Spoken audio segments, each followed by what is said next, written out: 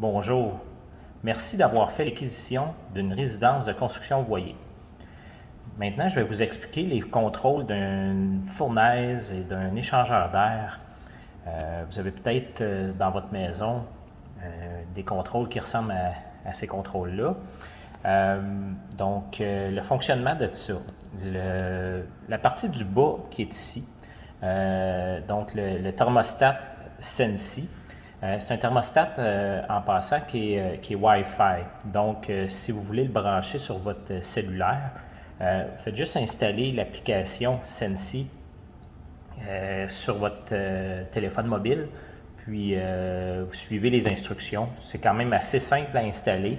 Ça prend juste que votre routeur soit en fonction dans votre maison avant de pouvoir le faire. Puis après ça, vous allez pouvoir contrôler vos températures, vous allez pouvoir plus facilement faire les cédules. Donc, les contrôles, la partie du bas, c'est le thermostat pour contrôler la fournaise, et la partie du haut qui est ici, c'est le contrôle pour l'échangeur d'air. Si on commence par la partie du bas, il y a plusieurs modes de fonctionnement. Si on appuie sur le bouton, on peut passer de cool à auxiliaire. Dans le fond, c'est le chauffage auxiliaire.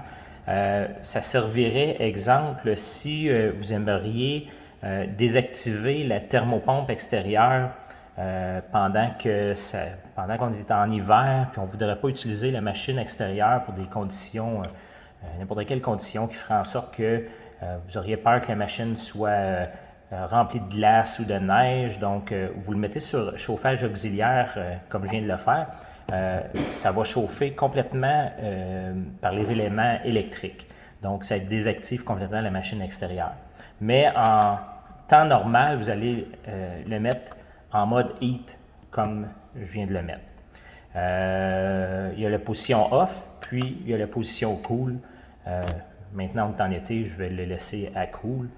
Donc, vous faites juste ajuster manuellement les températures. Donc, quand vous allez appuyer sur le bouton, la flèche du haut, la flèche du bas, ça change la température actuelle de la maison.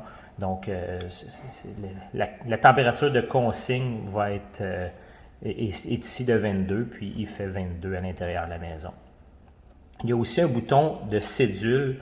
Avant de créer des cédules, comme je vous disais, essayez de l'installer sur votre téléphone. C'est beaucoup plus simple de faire les cédules par le téléphone que directement par le thermostat. Donc, laissez-le en attendant à off tant que vous n'avez pas programmé vos cédules. Il y a aussi le bouton fan. Il y a deux positions. Il y a on et automatique. Je vous recommande de le laisser à on. Pourquoi? C'est que vous avez un seul thermostat dans la maison. Puis maintenant, les moteurs de fournaise, les ventilateurs de fournaise sont des moteurs électroniques, puis il y a plusieurs vitesses. Donc, en le laissant à on, vous allez avoir une meilleure recirculation dans la maison, donc un meilleur confort. En le mettant à automatique, ce que ça fait, c'est que le ventilateur va complètement arrêter. Tandis qu'à on, la ventilation va recirculer, mais elle va changer de vitesse. Donc, maintenant, les fournaises sont beaucoup plus adaptées à la position on. Ensuite de ça, sur le contrôle qui est ici, parfois, il y a un contrôle différent pour l'humidificateur. Sur le contrôle qu'on a ici au mur, à l'intérieur du thermostat, on a le contrôle de l'humidificateur. Pour se rendre, il faut appuyer sur le menu qui est ici, puis vous allez appuyer sur le Next. Ce qui est important, c'est de faire attention de ne pas changer les programmations qui sont ici. Parce que si on change ça, dépendamment de la maison, ce n'est pas toujours les mêmes ajustements, les mêmes paramètres qui sont mis. Puis, on pourrait déprogrammer le thermostat. On va se rendre jusqu'à la position qui va être marquée H et SP. Donc, c'est Humidifier Set Point.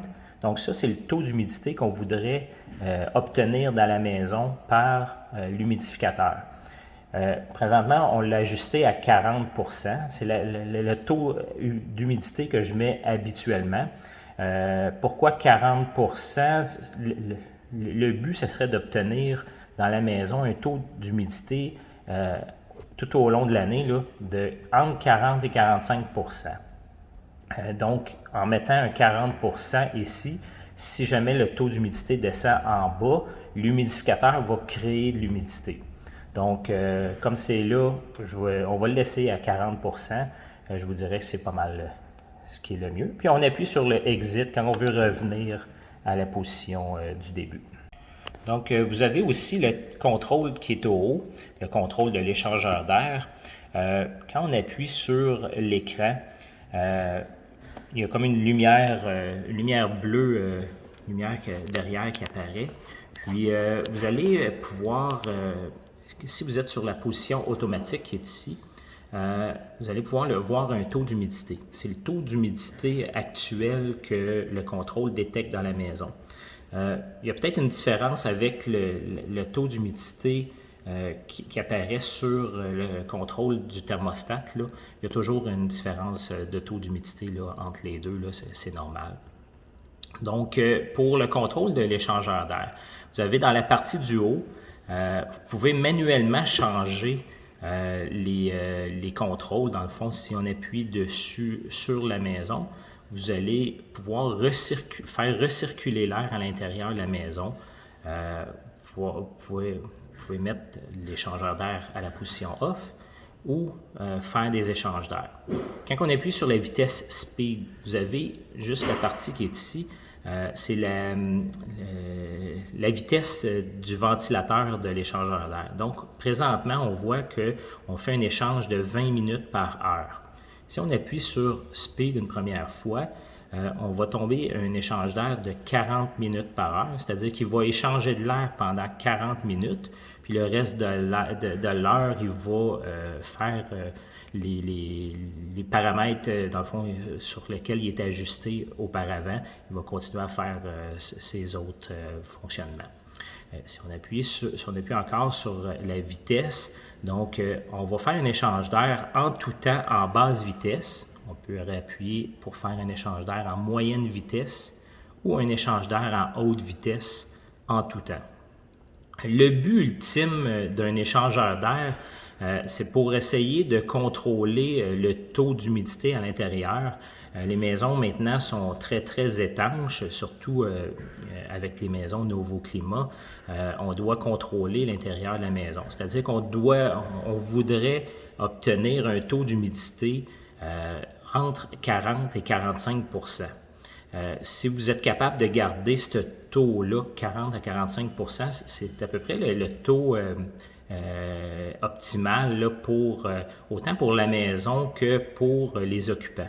Donc, on peut se faire aider, mettons, par l'échangeur d'air. L'échangeur d'air va fonctionner un peu comme le contraire de l'humidificateur. Il va essayer de déshumidifier la maison. Donc, si on appuie sur la position, le Eco qui est ici, la position automatique, on appuie en bas, puis dans les 5 secondes, on doit réappuyer sur le petit Next. Donc, on voit qu'il y a une petite lune qui est juste ici. Donc, c'est le mode nuit. À quel paramètre on veut que l'échangeur d'air utilise, dans le fond, pendant la nuit. Donc, on voit qu'on a mis que durant la nuit, il y ait un échange d'air de 20 minutes par heure. Donc, toute la nuit, il va se faire un échange d'air de 20 minutes par heure à une vitesse de 20 minutes par heure. Un échange d'air, je m'excuse, donc à une vitesse de 20 minutes par heure. Donc, moi, c'est la position que je mets habituellement là, par défaut quand on livre les maisons. C'est la vitesse de ventilation que je mets pour la nuit. Si on appuie sur le Next encore, on va avoir le petit soleil qui va apparaître. Donc, c'est la position durant le jour. Durant le jour, on va faire peut-être un petit peu plus d'échange d'air. Vous êtes réveillé, on déplace peut-être, on respire un petit peu plus, on dégage peut-être un peu plus de monoxyde de carbone ou on veut faire plus d'échange d'air pour contrôler à l'intérieur de la maison un petit peu mieux. Donc,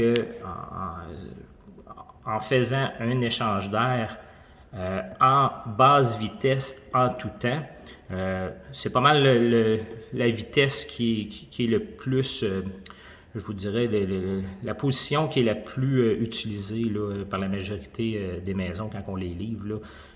C'est peut-être la vitesse optimale qu'on a.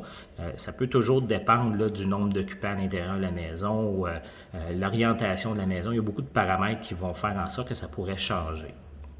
Donc, si on appuie encore une fois sur le Next, ça va être le taux d'humidité maximum qu'on veut avoir dans la maison. Donc, présentement, on est en été. Moi, je recommande de le mettre à 80 %. Pourquoi on mettrait à 80 % on n'obtiendra pas un 80 % d'humidité. Ce que ça va faire, c'est que ça va faire en sorte que l'échangeur d'air échangera pas de l'air pour rien. C'est-à-dire que quand on appuie sur le plus, le moins, on va, en hiver, on va l'utiliser, on va le mettre à 45 %. En le mettant à 45 %, ça l'empêche, ça va essayer de déshumidifier quand le taux d'humidité à l'intérieur de la maison est plus haut que 45 %. Donc, pour essayer de déshumidifier, il va tout simplement faire un échange d'air entre l'intérieur et l'extérieur de la maison. Puis, en faisant cet échange d'air-là, l'air extérieur est très, très sec en hiver. Donc, en faisant l'échange d'air, vous allez obtenir le taux d'humidité qui va descendre lentement, puis va pouvoir descendre en bas de 45 %. Donc, l'échangeur d'air va avoir atteint son but. En été, si l'échangeur d'air est laissé à 45 %, vous allez avoir l'échangeur d'air va essayer de baisser le taux d'humidité en utilisant l'air extérieur qui est peut-être à 90 %. Donc, vous allez peut-être le monter, le taux d'humidité. Donc, c'est un petit truc qu'on fait, c'est qu'on va le mettre à 80 %. Puis, en le mettant à 80 %, on lui joue un petit tour là, pour la période estivale. Donc, souvenez-vous, là, ce qui est important, là, c'est de le mettre à 45 % durant l'hiver, puis de le mettre peut-être à 80 % en été. Le taux d'humidité va se faire automatiquement baisser par l'air climatisé.